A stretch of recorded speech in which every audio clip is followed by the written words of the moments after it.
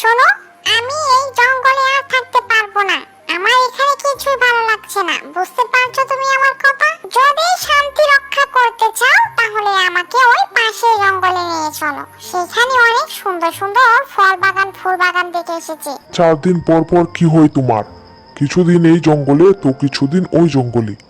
এই সমস্ত কাজ আমার আর ভালো লাগছে না।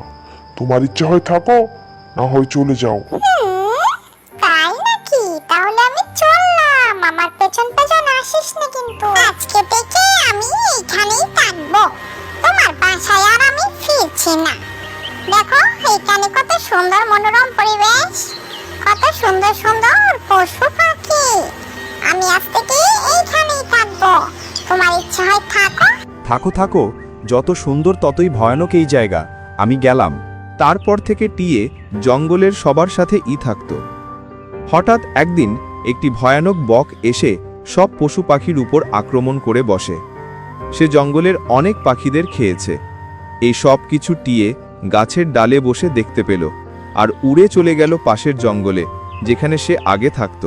তুমি এক্ষুনি আমার সাথে চলো। একটা দানব বক এসে আমার সব বন্ধুদেরকে খেয়ে ফেলেছে, ওকে আটকাতে হবে, তা না হলে এবার সে আমাদের উপর আক্রমণ করবে। তারপর ওরা দুজন মিলে একটা বুদ্ধি বের করলো। চুপি চুপি বকের বাসার সামনে চলে গেল।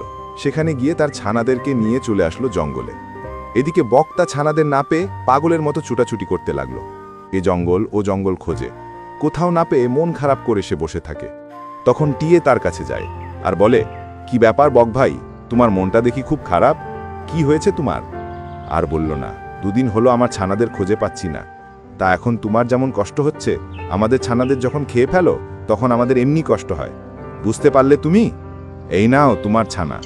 আমরা কষ্ট পেলে কেমন লাগে তা বোঝানোর জন্য এই ব্যবসাটা করেছি। ঠিক আছে, আমি আর কখনোই এমন কাজ করব না। তারপর থেকে সবাই মিলে মিশে জঙ্গলে থাকতে লাগলো।